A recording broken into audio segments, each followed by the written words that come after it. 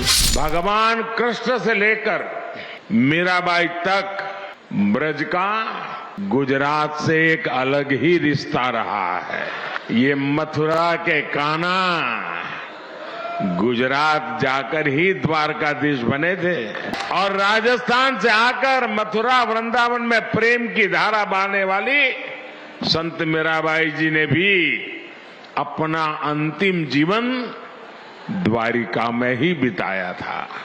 और मुझे तो मां गंगा ने बुलाया और फिर भगवान द्वारकाधीश की कृपा से 2014 से ही आपके बीच में आकर के बस गया, आपकी सेवा में लीन हो गया।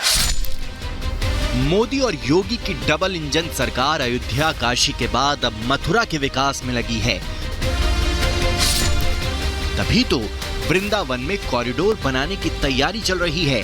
ये कॉरिडोर बांके बिहारी मंदिर में बनेगा, जिसका निर्माण काशी विश्वनाथ कॉरिडोर जैसा होगा। हाईकोर्ट ने कॉरिडोर पर मुहर लगा दी है। यूपी सरकार की योजना को हाईकोर्ट से मंजूरी मिल गई है।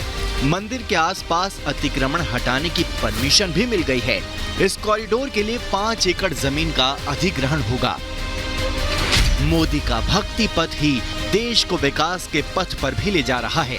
खुद पीएम ने ऐलान किया है कि मथुरा का विकास और तेजी से होगा। आज काशी में विश्वनाथ धाम भव्य रूप में हमारे सामने है। आज उज्जैन के महाकाल महालोक में दिव्यता के साथ साथ भव्यता के दर्शन हो रहे हैं। आज केदार घाटी में केदारनाथ जी के दर्शन करके लाखों लोग धन्य हो रहे हैं। और अब तो अयोध्या में भगवान श्री राम के मंदिर के लोकार्पण की तिथि भी आ गई है। मथुरा और ब्रज भी विकास की दौड़ में पीछे नहीं रहेंगे। वृंदावन के बांके बिहारी मंदिर में जो कॉरिडोर बनने वाला है, उससे श्रद्धालुओं को बहुत फायदा होगा, क्योंकि मंदिर में भीड़ का दबाव कम होगा। श्रद्धालुओं की संख्या भी 2 गुनी होगी। दर्शन करने में कोई परेशानी नहीं होगी। प्राचीन मंदिर का भी विस्तार होगा। इससे पर्यटन विकास को भी रफ्तार मिलेगी और होटल और खानपान उद्योग भी बढ़ेगा। योगी सरकार इस मिशन को अब तेजी से आगे बढ़ाएगी, क्योंकि धार्मिक कार्यों में योगी जैसे संत मुख्यमंत्री कोई कोर कसर नहीं छोड़ते। मथुरा वृंदावन को नगर निगम का दर्जा देना रहा हो या ब्रज तीर्थ विकास परिषद के माध्यम से यहाँ के उन सभी 7 तीर्थों को विकसित करके एक नई कार्य योजना के साथ आगे बढ़ाना, मथुरा, वृंदावन, बरसाना, गोकुल, नंदगांव, इन सभी को व्यवस्थित रूप से न केवल यहाँ की सांस्कृतिक विरासत को संरक्षित करते हुए उसके विकास के कार्यक्रम को आगे बढ़ाने का अभियान आगे बढ़ाया गया। अभी तो वृंदावन क्षेत्र में आने वाले श्रद्धालुओं की सुविधा को ध्यान में रख करके बुनियादी सुविधाओं का विस्तार भी यहाँ पर करने का प्रयास हुआ है। बीजेपी का फोकस अयोध्या काशी के बाद मथुरा पर है। 2024 में भी एक बड़ा चुनावी मुद्दा बनने वाला है, क्योंकि राम जन्मभूमि जैसा विवाद यहाँ पर भी है। पहले ही काशी में ज्ञानवापी पर कोर्ट में मामला है। वैसा ही विवाद श्री कृष्ण जन्म स्थान पर दशकों से है। हिंदू मुस्लिम दोनों ही पक्ष इस पर अपना दावा करते रहे हैं। फिलहाल हाईकोर्ट में है जन्मस्थान और ईदगाह केस, जिसमें हिंदू पक्ष ने मांग की है कि ईदगाह परिसर में सर्वे हो। इलाहाबाद हाईकोर्ट में सर्वे पर फैसला फिलहाल सुरक्षित है। अयोध्या जन्मभूमि विवाद की तर्ज पर ही मथुरा विवाद का ट्रायल जारी है। 16 याचिकाओं पर इलाहाबाद हाईकोर्ट सुनवाई कर रहा है। इसी बीच एक भव्य आयोजन में प्रधानमंत्री का शामिल होना बड़े संकेत देता है कि अब बीजेपी इस मुद्दे को और जोर शोर से उठाएगी। हालांकि पहली बार नहीं है। पूरा देश पीएम मोदी की राम भक्ति, शिव भक्ति और कृष्ण भक्ति को बखूबी जानता है। अवध काशी से केदारनाथ और महाकाल से मथुरा तक देश ने ये तस्वीरें देखी हैं। यही तो भारत की पहचान है।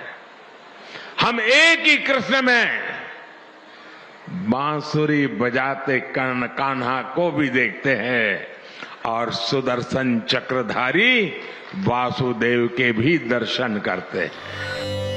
प्रधानमंत्री नरेंद्र मोदी की मौजूदगी में ब्रज रज उत्सव में मीराबाई नृत्य नाटिका का मंचन हुआ, जिसमें हेमा मालिनी ने मीराबाई के कृष्ण प्रेम के विरह को नृत्य के जरिए उकेरा। हेमा मालिनी ने मीराबाई की भगवान कृष्ण के प्रति अनन्य भक्ति का सजीव चित्रण किया। क्या अभी चली ससुराल सखी? दिखाया कि किस तरह ससुराल वालों ने उन्हें भक्ति मार्ग से हटाने के लिए अपमानित किया और मीरा को उनके पति ने कैसे समझाया।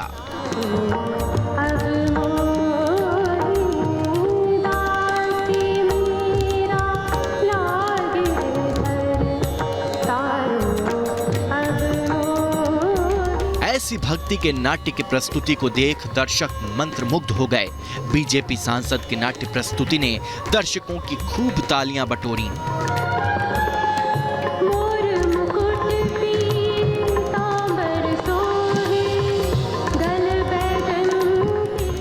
इससे पहले हेमा मालिनी ने मीराबाई को लेकर पीएम मोदी से हुई इनकी बातचीत के बारे में मंच से बताया और प्रधानमंत्री का आभार जताया। मैं सांसद बनकर जब से यहाँ पर आई हूँ, इस पुण्य भूमि में, वृंदावन मथुरा में सब जगह देखते आई हूँ कि बहुत सारे साधु संतों का इतने अच्छे अच्छे स्थल बने हैं, लेकिन बहुत दुख भी हुआ कि हमारे मीरा जी के बारे में कुछ भी, कहीं पर भी कुछ भी नहीं है। मेरा जो दुख था उसे मैंने हमारे प्रधानमंत्री को प्रकट किया, तो उन्होंने इमीडिएटली उस बात को माना और आज इतना बड़ा अच्छा सा समारोह हो रहा है मीरा जी के लिए। तो मैं आपको बहुत बहुत धन्यवाद करती हूँ, मैं आभार व्यक्त करती हूँ। बहुत बहुत धन्यवाद। मीराबाई की भक्ति से पूरी दुनिया वाकिफ है। ऐसे में पीएम मोदी भारत के धार्मिक पुनर्जागरण काल के प्रणेता बनकर उभरे हैं। 2014 के बाद से ही देशवासी अपने आराध्यों के देवस्थानों के कायाकल्प को देख रहे हैं। जनवरी में रामलला के भव्य धाम का उद्घाटन और फिर बारी मथुरा की। Bureau report, Republic Bharat.